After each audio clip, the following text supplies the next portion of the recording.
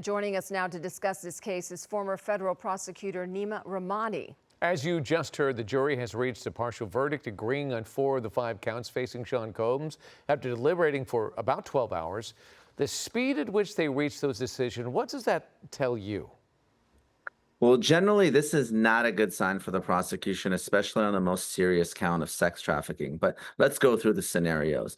We have counts 2 and 4, which are sex trafficking of Cassie Ventura and victim Jane, respectively, and counts 3 and 5 are prostitution. I personally think there's a lot of evidence for prostitution. The defense didn't make a compelling defense at all. They essentially argued that Combs thought he was hiring porn stars and making homemade porno videos. Not particularly compelling. That being said, if the government only secures a conviction on prostitution, that's essentially lost. This will be the most expensive prostitution trial in American history. Now you're turning to sex trafficking, and some of this is reading the tea leaves, but you got to look at racketeering to maybe get a sense of where the jurors are with respect to sex trafficking, and this is why. Racketeering has 3 components. The first is a criminal enterprise. The second is an unlawful agreement.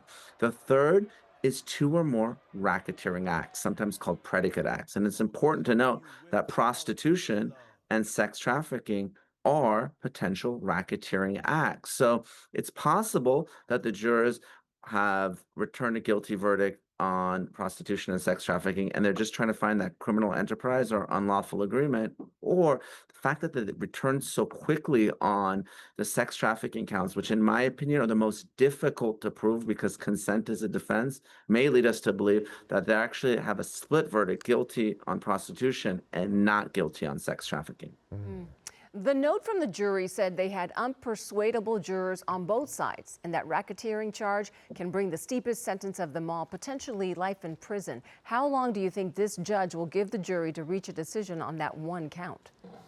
Well, the judge is definitely going to take until the end of the week because we haven't even reached the point where the judge has issued an Allen charge. And that's a jury instruction based on a pretty famous Supreme Court case, aptly titled Allen. And that instruction will say that you are to continue deliberating and keep an open mind and don't take an entrenched position.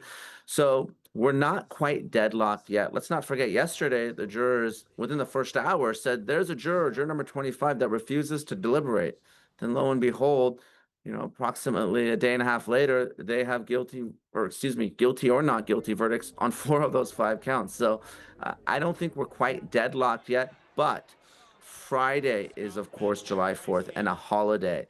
Never underestimate the power of a 3-day weekend to convince 12 strangers to get their act together. So if we don't get a verdict by Thursday afternoon, we're looking at the very real possibility of a hung jury on that top count, racketeering conspiracy. That's interesting. Well, if the jury does remain hung on that racketeering charge and the judge allows a partial verdict, can Combs be retried for racketeering?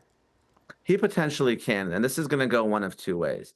If the jurors are guilty on sex trafficking and prostitution, I don't think the government is going to come back, bring the victims back, spend 2 months retrying this case just to get racketeering. Sex trafficking in particular with force has a 15-year mandatory minimum sentence and a potential life sentence. So Combs is going to go away for quite some time. If, on the other hand, the jurors are just guilty of prostitution, the Mann Act, interstate travel to engage in prostitution, not guilty on sex trafficking, and hung on racketeering, I don't think the government is going to retry the case. That means that notwithstanding the testimony of Cassie Ventura, Mia, and Jane, the jurors did not believe that the sexual activity was not consensual, didn't believe that they were forced or coerced.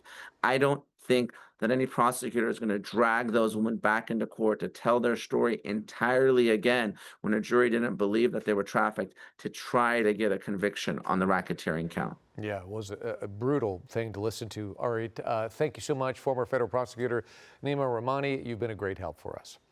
Thanks, David. Thanks, Giovanna. Yeah.